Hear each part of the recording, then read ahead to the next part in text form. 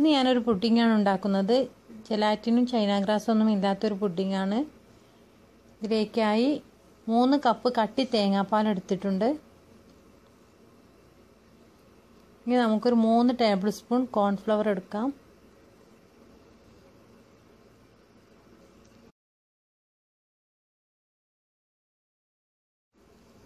ഇതിലേക്ക് ഇനി അല്പം തേങ്ങാപ്പാൽ ഒഴിച്ചൊന്ന് മിക്സ് ചെയ്യാം.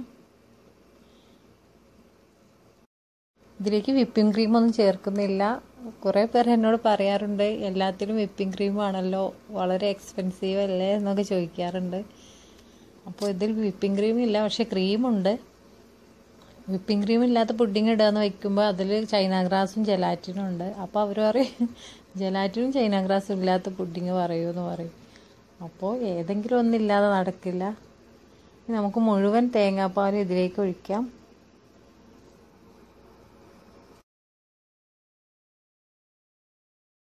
ഇനി ഇത് അടുപ്പിൽ വെച്ച് ചെറിയ തീയിൽ കുറുക്കിയെടുക്കാം. തീ തീരെ കുറച്ച് വെക്കേണ്ടതില്ല. ഒരു മീഡിയം ഫ്ലെയിമിൽ കൈയെടുക്കാതെ ഇളക്കിക്കൊണ്ടിരിക്കണം, അല്ലെങ്കിൽ കട്ട പിടിക്കും. തേങ്ങാപ്പാൽ 3 കപ്പൊക്കെ കിട്ടാൻ ബുദ്ധിമുട്ടാണെങ്കിൽ 2 കപ്പ് തേങ്ങാപ്പാലെടുത്ത് 1 കപ്പ് സാദാ പാല് ചേർത്താലും മതി. പക്ഷേ 3 കപ്പും തേങ്ങാപ്പാലായിരിക്കുന്നതാണ് കൂടുതൽ ടേസ്റ്റ്. ഇപ്പോൾ കുറുകി തുടങ്ങിയിട്ടുണ്ട്. ഒന്നുകൂടെ ഒന്ന് കുറുകി ബബിൾസ് വരുന്നത് വരെ നമുക്ക് വെയിറ്റ് ചെയ്യാം.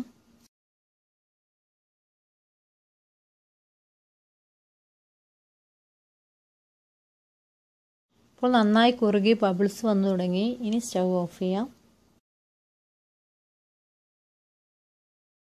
ഇതിന് നമുക്ക് തണുക്കാനായി മറ്റൊരു പാത്രത്തിലേക്ക് മാറ്റാം.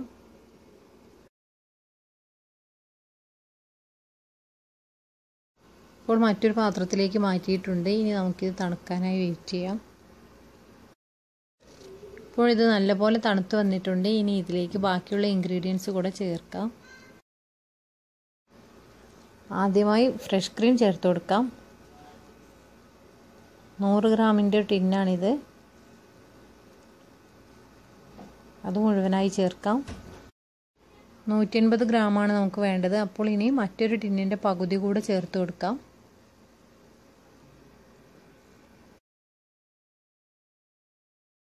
അടുത്തതായി ചേർക്കേണ്ടത് കണ്ടൻസ്ഡ് മിൽക്കാണ്. 1 ടിൻ കണ്ടൻസ്ഡ് മിൽക്ക് ചേർത്ത് കൊടുക്കാം. അത് വേണമെങ്കിൽ 1/2 ടിൻ കണ്ടൻസ്ഡ് മിൽക്കും ബാക്കി പൊടിച്ച പഞ്ചസാരയും ചേർത്ത് കൊടുക്കാവുന്നതാണ്. ഓരോരുത്തർക്കും വേണ്ട മധുരത്തിനനുസരിച്ച് ചേർത്ത് കൊടുക്കാം. പുഡിങ്ങൊക്കെ ആവുമ്പോൾ തണുക്കുമ്പോൾ അല്പം മധുരം കുറയാൻ സാധ്യതയുണ്ട്. അപ്പോൾ അതിനനുസരിച്ച് വേണം ചേർത്ത് കൊടുക്കാൻ. ഇനി ഇവയെല്ലാം നന്നായി ഒന്ന് യോജിപ്പിച്ചെടുക്കാം. ജസ്റ്റ് ഒന്ന് യോജിപ്പിച്ചാൽ മതി.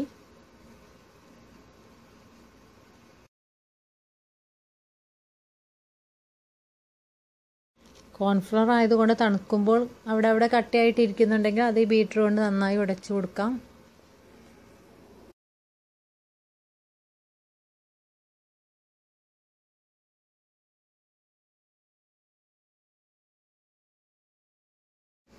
ഇപ്പോൾ ഇത് നല്ലതുപോലെ യോജിപ്പിച്ചെടുത്തിട്ടുണ്ട്.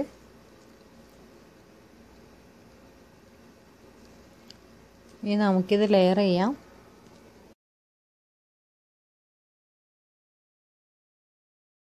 ലെയർ ചെയ്യാൻ ആദ്യം വേണ്ടത് ബിസ്ക്കറ്റാണ്.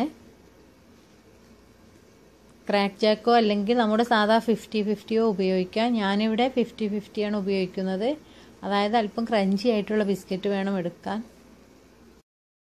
ഫസ്റ്റ് ലെയറായിട്ട് ഈ ബിസ്ക്കറ്റ് നിരത്തി കൊടുക്കാം. പാലിലൊന്നും ഡിപ്പ് ചെയ്യേണ്ടതില്ല, കാരണം ബിസ്ക്കറ്റിൻ്റെ ക്രഞ്ചിനെസ്സാണ് നമുക്ക് വേണ്ടത്. അതുകൊണ്ട് പാലിലൊന്നും ഡിപ്പ് ചെയ്യാതെ വേണം നിരത്തി കൊടുക്കാൻ.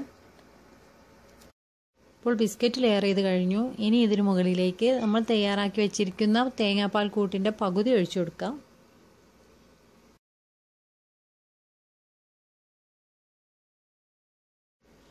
എല്ലാ ഭാഗത്തേക്കും എത്തുന്ന രീതിയിൽ സ്പ്രെഡ് ചെയ്ത് കൊടുക്കാം.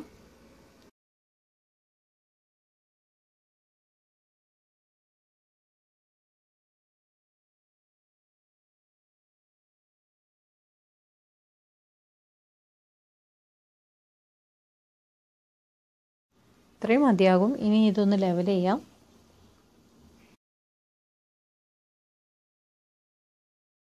ഇനി വീണ്ടും അടുത്ത ലെയറായിട്ട് ബിസ്ക്കറ്റ് നിരത്താം. നേരത്തെ ചെയ്തതുപോലെ തന്നെ ചെയ്യാം.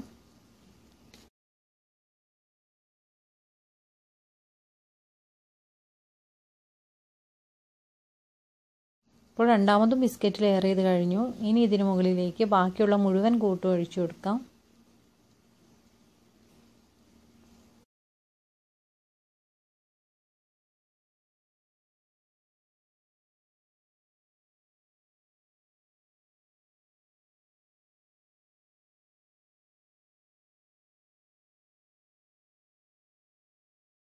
ഇതിൽ ജെലാറ്റിനോ ചൈന ഗ്രാസോ ഒന്നും ചേർക്കാത്തതുകൊണ്ട് ഏറ്റവും കുറഞ്ഞത് 3-4 മണിക്കൂറെങ്കിലും ഫ്രിഡ്ജിൽ വെക്കേണ്ടി വരും.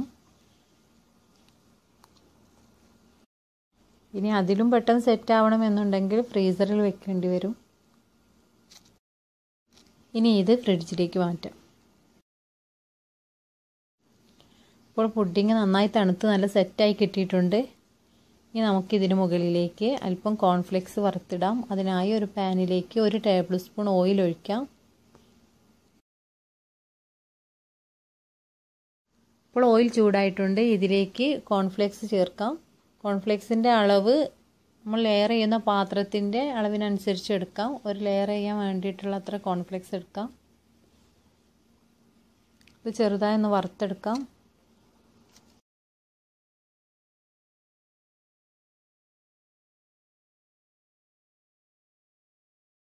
മീഡിയം ഫ്ലെയിമിൽ വേണം കോൺഫ്ലെക്സ് വറുത്തെടുക്കാൻ, അല്ലെങ്കിൽ കോൺഫ്ലെക്സ് പെട്ടെന്ന് കരിഞ്ഞു പോകും.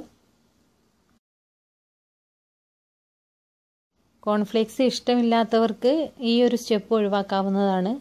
പകരം മറ്റെന്തെങ്കിലും വെച്ച് ഗാർണിഷ് ചെയ്യാം. കോൺഫ്ലെക്സ് ചേർത്താൽ നല്ല ക്രഞ്ചിനെസ് ആയിരിക്കും.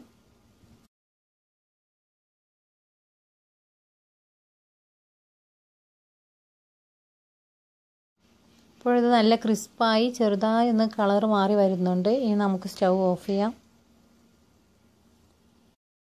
ഇനി ഇത് പുഡിങ്ങിന് മുകളിൽ വിതറി കൊടുക്കാം.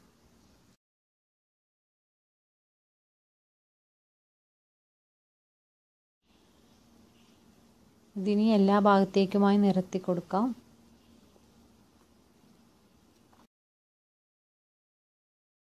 ഇപ്പോൾ പുഡിംഗ് റെഡി ആയിട്ടുണ്ട്. എല്ലാവരും ട്രൈ ചെയ്ത് നോക്കണം.